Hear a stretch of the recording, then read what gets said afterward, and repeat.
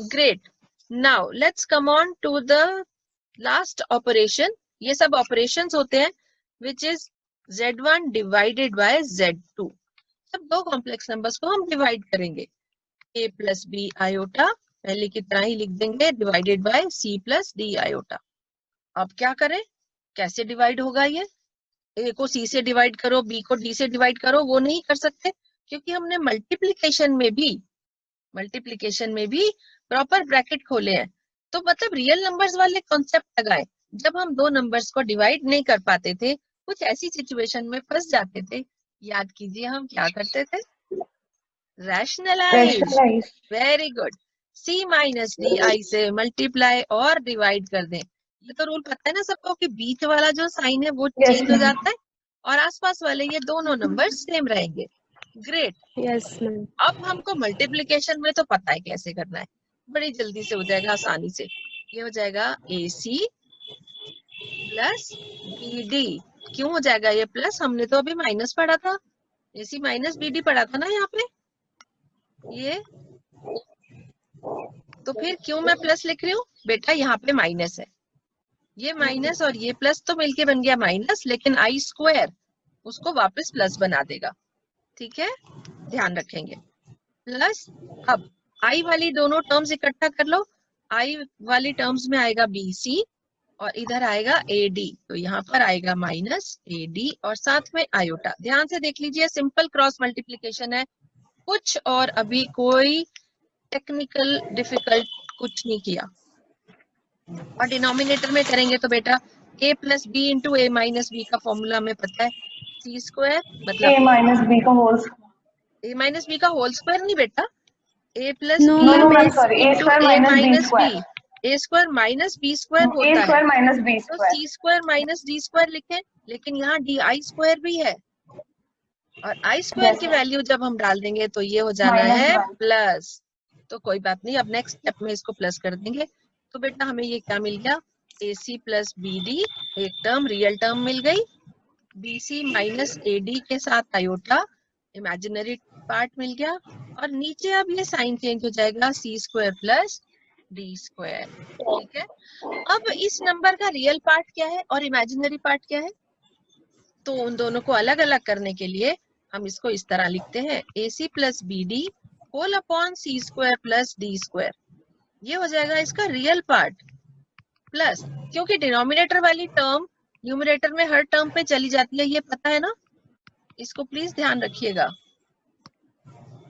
ठीक है, तो ये आपका फाइनल आंसर आ जाएगा जब आप दो कॉम्प्लेक्स नंबर्स को डिवाइड करेंगे. ठीक, ओके, हो गया क्लियर? ओके. Yes ma'am. अब यहीं से एक इम्पोर्टेंट पार्ट और निकलता है, यहीं से निकलेगा, और वो होगा बेटा Z इनवर्स. Z इनवर्स मतलब 1 अपॉन Z, मतलब 1 upon A plus B iota. अब आप इसको सॉल्व कर सकते हो. हम सबको पता है इसकी वैल्यू कैसे निकलेगी, रैशनलाइज करके, है ना. Yes ma'am. A minus B iota upon A minus B iota. ऊपर आ गया A माइनस बी आयोटा, नीचे ये साइन चेंज होके प्लस भी हो जाएगा, A square plus B square.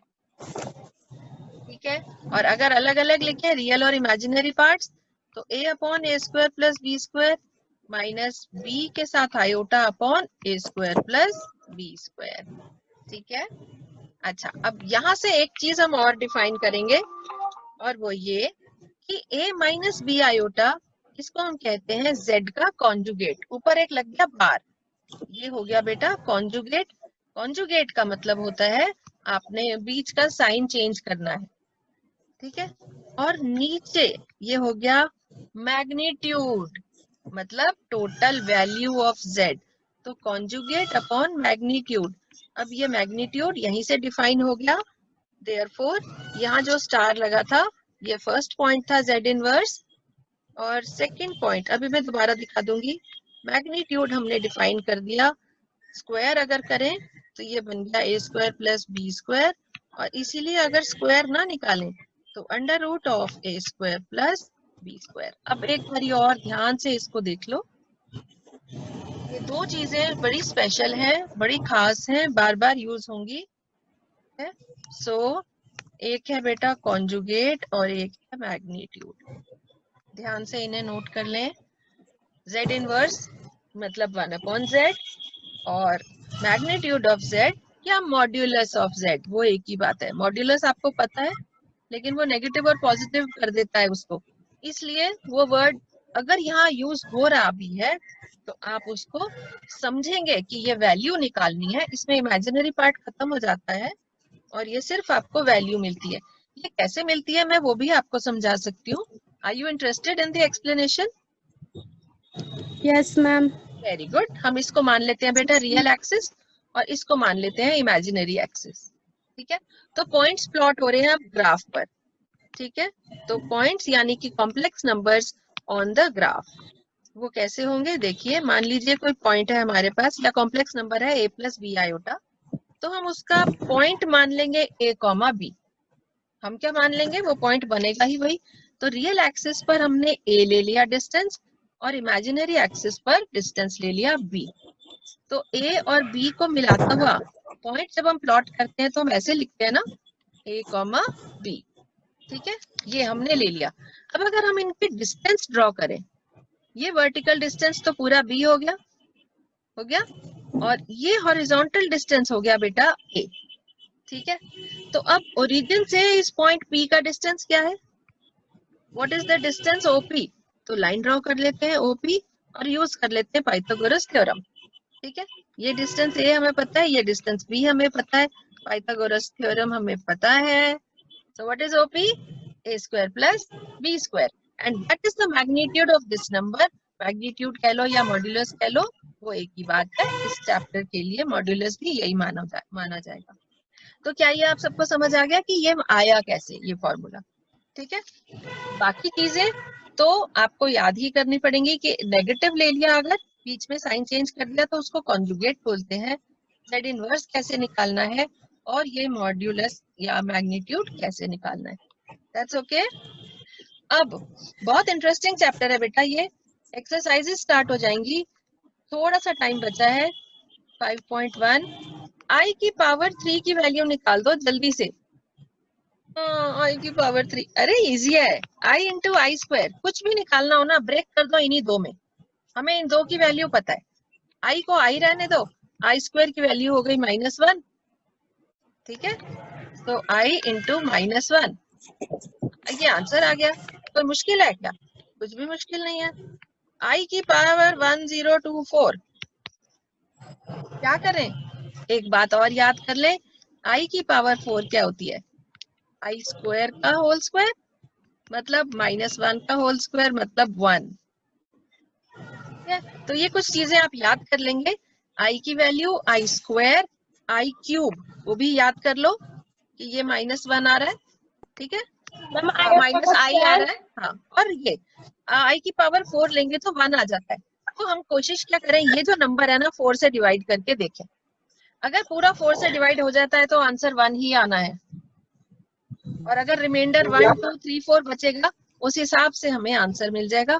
तो फटाफट देखो 1 0 2 4, क्या ये 4 से डिवाइड होता है? जल्दी देखो, होता है ना? Yes ma'am. तो यस फिर मैम। आंसर हमें पता है यस क्या मैम आना होता है। है। तो 4 से जो यस डिवाइड मैम। हो गया उसका आंसर 1 आना ही आना है। अगर इसको मैं 1025 कर दूं तो ये 4 से डिवाइड नहीं होगा, फिर रिमाइंडर यस बचेगा 1। मैम। रिमाइंडर जैसे ही यस 1 मैम। बचेगा आपके पास आएगा 1 मल्टीप्लाइड बाय आयोटा, मतलब कि आयोटा। ठीक है, ठीक है, ओके। तो 5.1 ट्राई करेंगे आप, इतने क्वेश्चंस और इसके आगे भी। क्या आप थोड़ी देर और ले सकते हैं क्लास? चलो ले लेते हैं। आपने बुक्स खोली हुई है, मुझे नेक्स्ट क्वेश्चन बताइए। Give me the next question. Ma'am iota की पावर 9 प्लस आयोटा की पावर 9। ओके, चलो मैं कुछ और अभी कराने वाली थी। आयोटा की पावर 9 प्लस आयोटा की पावर 90। कुछ भी ले लो। 90। 90 19। 19 19। ओके ओके ओके ओके, तो कोई प्रॉब्लम ही नहीं है। आयोटा की पावर 8 मल्टीप्लाइड बाय आयोटा कर सकते हैं ना इसको। 8 क्यों? क्योंकि 4 का मल्टीपल है, वो इसको 1 कर देगा और बचेगा यहाँ आयोटा। इसी तरह मैं 19 को लिखूं 16 मल्टीप्लाइड बाय आयोटा क्यूब। आपको पता है पावर्स ऐड हो जाती हैं, a की power b multiplied by a की power c is equal to a की पावर b प्लस c। ये सब रियल नंबर्स वाले रूल्स है बेटा, कोई और नया रूल इसमें नहीं लग रहा है, सब रियल नंबर्स वाले याद कीजिए। तो ये फर्स्ट टर्म तो आपकी हो गई आयोटा। क्यों हो गई? क्योंकि आयोटा की पावर 8 है। 8 क्या है? 4 का मल्टीपल। 4 की पावर होती है आई की पावर 4 मतलब 1 वैल्यू, तो इसको 1 मल्टीप्लाइड बाय आयोटा कर सकते हैं। इसी तरह यहाँ मैंने इसको 4 की पावर में लिख दिया, 4 के मल्टीपल में 16 multiplied by iota cube. Iota cube हम सॉल्व कर चुके हैं, हमें याद कर लेना है माइनस आयोटा आएगा। यह है आयोटा माइनस आयोटा, क्या हो गया? खत्म। क्या ये बात क्लियर हो रही है सबको? ध्यान से देख लो, समझ लो, ठीक है। अच्छा, अब अगर मैं इसी को कहूँ right it as a plus B iota, answer तो 0 आ गया, but right it as a plus B iota, तो क्या लिख लेंगे? 0 प्लस 0 आयोटा। ठीक है, क्लियर सभी को? ग्रेट। एक बात और, एक तरह का क्वेश्चन और, express in the form a plus B iota, और मैं आपको क्वेश्चन दे रही हूँ 3 plus 4 iota upon 2 plus 3 iota. आपको सबको ये करना आ जाएगा बड़े आराम से। क्या करना है बच्चों? रैशनलाइज, है ना? क्या करना है? तो चलिए कीजिए, डू इट। दिस इज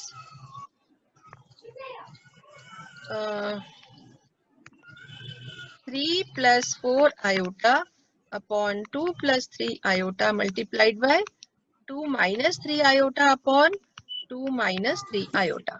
ठीक है, this is 3 plus 4 iota multiplied by 2 minus 3 iota whole upon 2 का स्क्वायर प्लस 3 का स्क्वायर। याद करते जाएं साथ के साथ। ऑल राइट, सिंपल मल्टीप्लीकेशन है, 2 3s are 6, 4 3s are 12, minus है तो वो प्लस हो जाएगा। क्यों हो जाएगा? मैं आपको चलो ऐसे लिख के बता देती हूँ, -12y स्क्वायर, हमसे प्लस कर ही देंगे। अब इन दोनों को मल्टीप्लाई कर दें 8 आयोटा, और इन दोनों को मल्टीप्लाई कर दें -9 आयोटा। ठीक आ रहा है बच्चों? चेक करते जाइएगा। ये बन गया 6 + 12, और यहां से इन दोनों को सॉल्व करें तो बन गया -1 आयोटा। 1 हम लिखा नहीं करते, माइनस आयोटा अपॉन 13। 6 + 12 हो गया 18 अपॉन 13 -1 अपॉन 13 आई। क्यों अलग अलग किया? लिखना है in the form of a plus B iota, है ना? तो अलग अलग लिख देंगे। a रियल पार्ट 18 अपॉन 13 हो गया, इमेजिनरी पार्ट हो गया 1 अपॉन 13, और ये हम आंसर लिख पाए। ध्यान से देख लीजिए इसको एक बारी और इकट्ठा कर दे रही हूँ, बस इतना सा ही तो क्वेश्चन है ये, है ना बच्चे? कोई किसी को डाउट, किसी को कोई डिफिकल्टी इस क्वेश्चन में? No ma'am. Very good, clear. तो अब ये वाले जो एक्सरसाइज है ना बेटा, ये हम कर लेंगे सारे कंप्लीट, मुश्किल नहीं आएगी। और जिसको मुश्किल आती है, आपको पता है, you can always ask me,